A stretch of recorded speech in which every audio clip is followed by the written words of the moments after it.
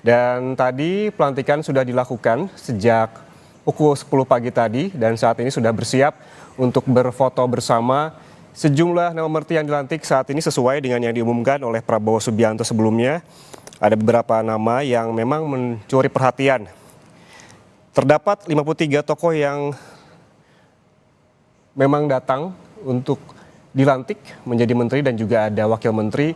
Dan yang menarik perhatian tadi juga ada Luhut Binsar Panjaitan yang turut datang ke Istana Negara Jakarta. Kita lihat saat ini Prabowo Subianto, Presiden Republik Indonesia dan juga Wakil Presiden Republik Indonesia Gibran Rakabuming Raka tengah bersiap bersama jajaran Menteri Kabinet Merah Putih untuk berfoto bersama. Hitungan 3, 2, 1. Sekali lagi mohon izin 3, 2, 1. Terima kasih, mohon izin. Selanjutnya sesi kedua beserta dengan para pendamping.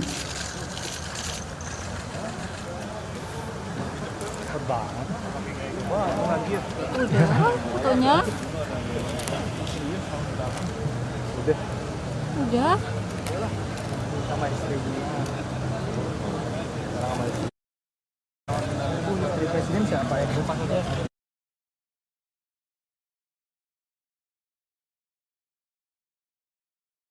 Jajarannya di Kabinet Merah Putih kita melihat sesuai dengan yang diangkat oleh harian Kompas hari ini bahwa Presiden Prabowo Subianto sebelumnya memang sebelum melantik telah mengumumkan nama 48 menteri dan 56 wakil menteri serta 5 kepala lembaga negara dan semua anggota Kabinet Merah Putih ini dilantik pada hari ini.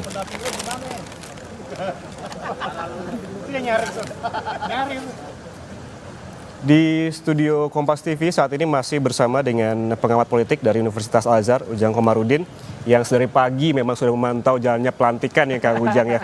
Tadi prosesi pelantikan sudah lewat, sekarang ada foto bersama, ada nama juga yang tadi sempat disebutkan dibahas dengan lebih dalam begitu terkait dengan Luhut Binsar Panjaitan yang tiba-tiba datang tadi bertanya-tanya ketika masuk memang belum memberikan statement apapun tapi sudah dijelaskan akan menjabat sebagai apa.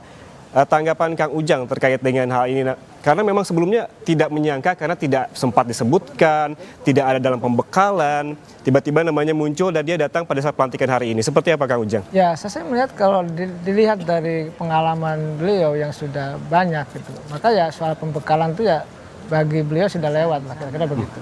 Artinya sudah mumpuni dalam konteks menyelesaikan persoalan ekonomi, kan dapat posisi Ketua Dewan Ekonomi Nasional. Jadi ketika pandemi pun sudah bisa menyelesaikan ekonomi pasca pandemi dan pasca pandemi. Nah, saya melihat kelihatannya ini jabatan yang bukan hanya sebagai amanah bagi Pak Luhut, tapi jabatan kehormatan juga dari Pak Prabowo kepada Pak Luhut yang dianggap mungkin berjasa ya bisa menstabilkan ekonomi. Yang tentu ini dibutuhkan pikirannya, gitu ya, dibutuhkan kerja kerasnya juga untuk menjaga stabilitas ekonomi ke depan gitu. Apa juga ini menjadi sebuah statement yang mempertegas keberlanjutan dari pemerintah Jokowi ke Prabowo dengan hadirnya Luhut Binsar Panjaitan ini? Ya kelihatan bahwa Pak Prabowo konsisten dengan konsep keberlanjutan itu. Bukan hanya Pak Luhut saja, kan menteri-menteri yang lain juga kurang lebih ya 16-17 dari wajah yang lama Jokowi Maruf Amin diboyong oleh Pak Prabowo di Kabinet Prabowo Gibran, Kabinet Merah Putih. Oleh karena itu saya melihat ya konsistensi ini kan harus betul dijaga. Karena ini kan bagian daripada slogan, dikampanyekan, lalu dijalankan dan harus dieksekusi.